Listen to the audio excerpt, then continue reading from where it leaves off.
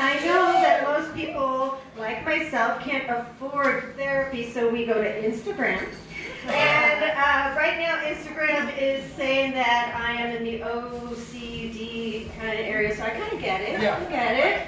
I am not a millennial, nor am I a boomer. I am an indigo child. I have no idea what you guys are doing. So much no idea what you guys are doing is that, like even driving here, it took me a little bit because I don't know if you've done this before, but I don't drink and drive anymore. I know. I miss it too. Thank you. You all are a lot safer out there. However, you all drive like maniacs. It's almost as if you're drinking and driving. But, and believe me, I remember, I loved it. I loved having the wind blowing in my hair from a broken down windshield. From an accident, I just don't remember. I remember the fuck it times. Thank you. Yeah. But I've been so unaware. They say that when you stop drinking, you go back to the age that you were. So I'm 17. I have a 41-year-old body. That's right. This 41-year-old body, I just like to say, when I turned 40, I was like, I made it! No kids! No husband! I'm working on the job. No, I got 2 jobs. Thank you. I just love that applause so much, I forgot where I was going with that. But I usually freeze in relationships. I don't know if you guys ever have that where you're in a relationship and you know that you shouldn't be together anymore, but you're just living together because you can't afford rent. So that happened twice. And and the guy that we just beat our dead horse and exchanged the stick back and forth for a good year. When we killed the horse and buried it, I realized that I have this horrible sense, and maybe it's because I'm autistic, of like freezing, and he never hurt me, but if he did, beat me a little, I probably would have left earlier. That's just me though. That's just me. Is that a little too dark? He would never hit me. I never get those kind. I just don't. My friends are lucky. They get stalkers and beaters. I don't know. But enough about just me. No, more about me. So I was saying about sober driving, which I wasn't sure if anyone would really care for, because I know we all might do that a little bit later tonight. Drink your water. But I did want to say that the whole single thing, 41 and everything, I've also noticed that I am not having sex. And I'm okay with it. Woo! Yeah! I've been hearing I was trying to make jokes and everything because, the men that have erectile dysfunction at 39, how do you? I'm joking. It's true.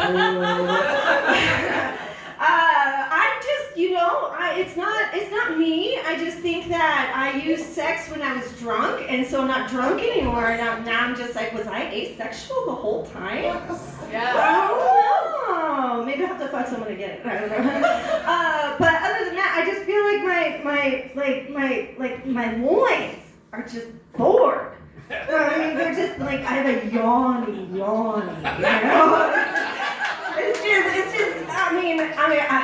I'm gonna be fresh with you, but I'm not wearing underwear. Are you wearing underwear? You're not wearing underwear? Do you do that often? Or do you go into phases? I go into phases. And right now, since I'm Seasonal. I know, summertime really should be wearing the panties, right? You gotta soak up all that moisture. You know what I'm talking about. So, speaking of moisture, and my yawning, and I say it's yawning because even when I do have sex with myself, it's like this in the morning, I'm with my arm, I'm laying on a pillow, my arm down here, and I'm doing something, and then I just pull my sweaty arm out, and I'm like, it's not working anymore. And that's when I said, maybe I'll just try not to think about it anymore for a while. Maybe it'll come back. Who knows? My mom says she still has sex, and she's like 72. So, there's time.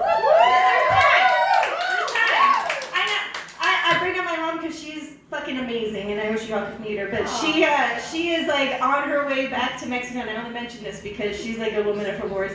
And she's like, I'm sorry I can't be in New Hampshire anymore. I just can't stand it here. There's nothing to do here. I'm getting my Subaru with my 3 dogs, and I'm gonna go back. I need to go back to, I'm from San Diego. I need to go back to the border. I need to go back where there are Mexicans because I need Mexicans in my life, and I miss them. And I said, me too, Mom. Me too. Anyway, thank you for laughing because San Diego, I bet you're from San Diego, that's why that's funny. My mom, she just, she never really did dating. She just kind of went to Home Depot and our landscape was all the time. Get it, Mom! So yeah, she went to New Hampshire and she was like, oh my God, Audrey, I am so worried that I'm never gonna have sex again. I was like, it's okay. It's okay. And she's like, for your age. And I'm all, oh, geez. So, something to look forward to, everybody, that we do fuck later on. Guys, get those pills. For our yawning yawnies, I really have no answer for that, so we'll write those jokes for another day. But I did want to go back to, oh God.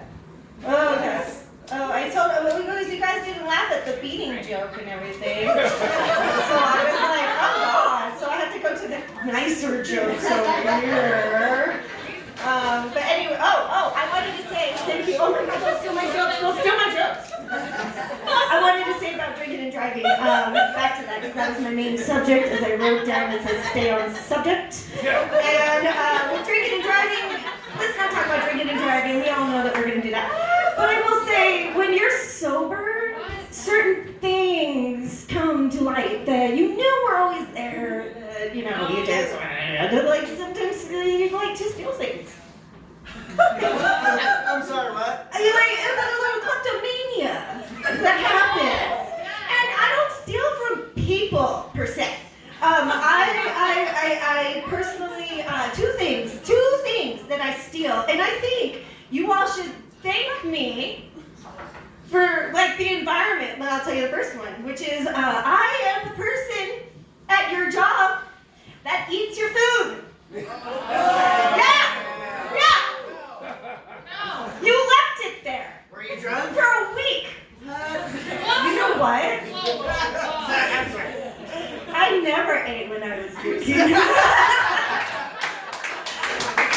was always trying to fit those calories in and calorie stuff, And I was a tequila red wine person, so, it's really a nice blend. I want to say it's very peppery. So, enough of that. I did tell my friend Tom that, I said, don't worry, I don't judge anybody for drinking. You can drink. I love it. I love people being married. I don't drink anymore, but believe me, there is a tequila bottle waiting for me in my life later than never. So now that I know that that's there, I don't have to worry about it right now. And it's fun to play a new game of not drinking and not fucking.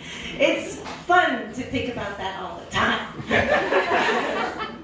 The other thing, okay, so back to my stealing. So apparently I'm not a good apple because I stole yours from the fridge.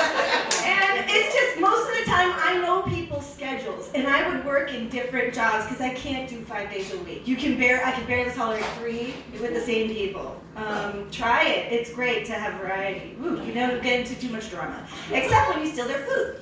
And so if you leave your food there, I am going to see it. It's better I see the food than I see the alcohol bottles that you're hiding in your desk drawer.